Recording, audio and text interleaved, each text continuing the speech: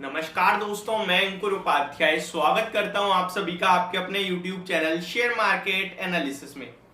दोस्तों यहां पे बात करूंगा टाटा ग्रुप के एक स्टॉक के बारे में जिसका नाम है टाटा स्टील। अब टाटा स्टील के लिए आज एक खबर आती हुई दिख रही है, ज्यादा बड़ी नहीं और बहुत बड़ी भी है। कैसे?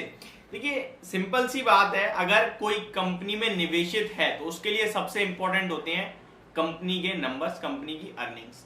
और जो अर्निंग्स हैं वो आपके लिए हर 3 महीने में आती हैं मोस्ट ऑफ द कंपनीज की, जिसे हम लोग क्वार्टरली नंबर्स कहते हैं।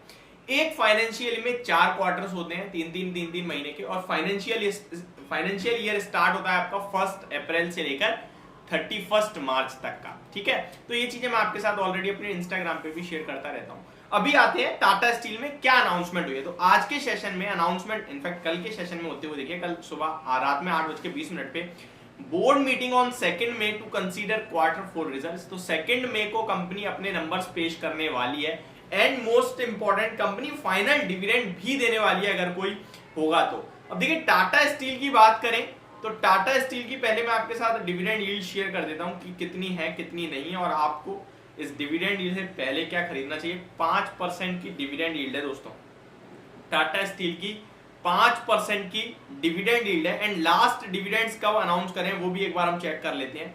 इस समय टॉप सर्च में चल रहा है इन्फोसिस का स्टॉक, मतलब इंटरेस्टिंग है क्योंकि आप सभी को पता है क्या हुआ है क्या नहीं हुआ है। डिविडेंड में मैं आ गया हूं टाटा स्टील के, तो आप देख सकते हैं 15 जून 2022, यानी कि ये आपका प्री स्प्लिट है 51 रुपए पर शेयर का डिविडेंड। तो आप ये 100 रुपए से मत सोचना, 50% का डिविडेंड दिया था। उस समय स्टॉक का भाव 1100-1200 रुपए था, तब 51 रुपए पर शेयर का डिविडेंड दिया था 15 जून 2022, और जून 17 को 25 रुपए पर शेयर का डिविडेंड दिया था। दोनों को कैलकुलेट करूंगा तो ये आपका हो गया 76 रुपीज।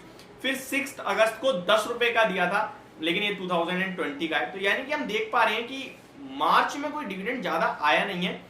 और 4% की डिविडेंड यील्ड लूं तो 2022 में कंपनी ने केवल जून तिमाही में डिविडेंड दिया है 51 रुपए पर शेयर का। और उस समय स्टॉक का प्राइस आपका था अराउंड 1200 रुपए भी था, तो 1200 के हिसाब से 4% हो गया, सीधे सीधे 48 रुपए। तो आप हो सकता है स्टॉक आपके लिए 2-2.5 रुपए का डिविडेंड पेश करते हुए देखे, 1-1.5-2 रुपए का डिविडेंड, यानी कि 1 से 2% का डिविडेंड क्वार्टरली आ सकता है। तो डिविडेंड की हमें उम्मीद है कि अच्छा आना चाहिए। अब बात करें स्टॉक में अगर किसी की पोजीशन है तो क्या करना चाहिए। सबसे पहले टेक्निकल बेसिस पे देखते हैं ट्रेडर्स के लिए, और उसके बाद इन्वेस्टर्स के लिए फंडामेंटली बात करूंगा। टेक्निकल बेसिस पे स्टॉक हायर हाइज लगा के स्टॉक ने 124 का हाई लगाया, वहां से नीचे आ गया है। अगर आप फॉर्मेशन की बात करें तो हेड एंड शोल्डर बनता हुआ दिखा है, जिसका कोई ब्रेकआउट कोई ब्रेकडाउन नहीं हुआ है। हेड एंड शोल्डर का लोअर एंड अराउंड 102 101.50 के समथिंग का है, और टॉप बहुत ऊपर है। जो हेड है, हेड तो 124 रुपए का है। तो अगर मैं कहूं हेड एंड शोल्डर का ब्रेकआउट आप देखेंगे तो लगभग एक बार 108.50 या फिर 110 के ऊपर निकलेगा तो 114, 116, 118 आपके लिए आ सकते हैं। वहीं अगर 100 रुपीज का लेवल ब्रेक होगा 101 का, तो आपके लिए 95 रुपीज तक के लेवल्स नीचे में दिखा सकता है स्टॉक। इस स्टॉक में ट्रेडिंग पर्पज से अभी मुझे लगता है आपको कोई ट्रेड नहीं लेना चाहिए। फिर भी अगर ट्रेडिंग पर्पज से है तो आपका स्टॉप लॉस जो कि स्ट्रिक्टली होना चाहिए वो 102.50 रुपीज का होना चाहिए, जो कि बहुत दूर है। इसीलिए मैं कह रहा हूँ कोई ट्रेड नहीं बनता है। और छोटा स्टॉप लॉस अगर आप ढूंढ रहे हो तो फिर आप 105 रुपीज का भी रख सकते हो, जो कि ट्रिगर होने के चांसेस ज्यादा रहते हैं अगर गिरावट आई तो, क्योंकि वो स्टॉप लॉस एक्चुअली है नहीं। स्टॉप लॉस 102 के आसपास ही है। और अगर आप लॉन्ग साइड में, तो अगर आप फ्रेश एंट्री लेना चाहते हैं ट्रेडिंग पर्पज से, तो एक बार 108.65 जो कि मार्च 15 का हाई है वो निकलेगा तो आपको लेना चाहिए। बहुत एक बट है, इसलिए आपको ट्रेड नहीं करना चाहिए इसमें मेरे हिसाब से। अब आते हैं सेकंड इन्वेस्टर्स के लिए। तो देखिए, पहले तो मेरा हमेशा एक ओपिनियन रहा है कि JSW स्टील ज्यादा अच्छा परफॉर्मेंस देता है टाटा स्टील के कंपैरिजन में लॉन्ग टर्म पर्पज से। नो डाउट टाटा ग्रुप मेरा भी फेवरेट है, आपका भी फेवरेट होगा, बट अगर आपका पैसा नहीं बन रहा है टाटा स्टील में तो फिर आप कहीं और शिफ्ट करिए। बहुत सारे लोग इस पे ऑब्जेक्शन भी लेते हैं, भाई क्या बात कर रहे हो, टाटा स्टील ने वेल्थ क्रिएट करी है। तो मैं आपके साथ थोड़ा कंपैरिजन भी करना चाहता हूँ। एक साल में टाटा स्टील की बात करें तो 18-19% नेगेटिव है। 2 साल में टाटा स्टील की बात करें तो 22% पॉजिटिव है। 5 साल में 80% और 10 साल में आपका लगभग 276%। एंड लाइफ टाइम में देख लूं तो 1050% का है। ठीक है, अब आते हैं JSW स्टील पे। कंपैरिजन मैं इसलिए कर रहा हूं ताकि जो लोग कमेंट्स में कहते हैं भाई आप गलत बोल रहे हो, उन्हें पता चले मैं क्यों बोल रहा हूं। JSW स्टील 1 साल की बात करें तो 6% नेगेटिव है, टाटा स्टील 19% नेगेटिव है।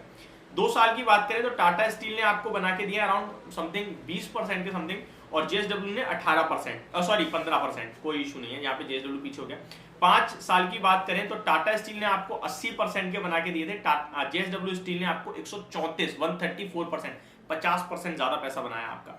10 साल की बात करें तो टाटा स्टील 900% के रिटर्न बना के देता हुआ दिखाया आपको, वहीं सॉरी जेएसडब्ल्यू स्टील 900% के रिटर्न बना के दिए आपको, और टाटा स्टील केवल 200-250% के रिटर्न है।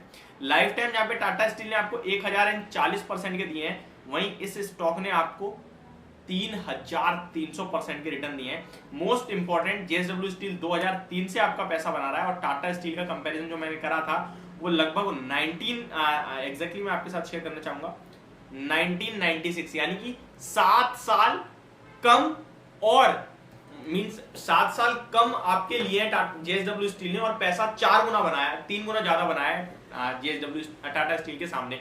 इसलिए टाटा स्टील ज्यादा प्रेफर करता हूं मैं लॉन्ग टर्म में। अगर आप डिविडेंड भी एडजस्ट करें तो वो भी कर लोगे ना, तब भी कुछ फर्क नहीं पड़ने वाला, क्योंकि जेएसडब्ल्यू स्टील भी 2% की डिविडेंड यील्ड रखता है, और ये जो 4% टाटा स्टील की दिख रही है, ये इस क्वार्टर में हुई है क्योंकि 51 रुपए पर शेयर का डिविडेंड आ गया था, बाकी इसकी भी डिविडेंड 2-2.5% की है डिविडेंड, ठीक है। तो इसलिए मुझे लॉन्ग टर्म पर्पज से वो ज्यादा अच्छा लगता है। बट फिर भी कोई टाटा ग्रुप के साथ ही रहना चाहता है तो आपके डिसीजन को सैल्यूट है, कोई अब आदमी बहुत अच्छा स्टॉक है, भी लॉन्ग टर्म में आपकी वेल्थ को खराब नहीं होने देगा, बनाएगा स्लो बट खराब नहीं होने देगा। तो आप इस स्टॉक को होल्ड करें 95 के स्टॉप लॉस से। पहला टारगेट 125 का होगा, दूसरा 150 रुपए का होगा। आने वाले 12 महीने में स्टॉक कहीं ना कहीं आपके लिए 135 से 140 रुपए तक के लेवल्स दिखा सकता है। तो ये मेरी तरफ से वीडियो, होप आपको समझ और पसंद दोनों आई होगी। Thank you so much for watching this video, have a great day guys.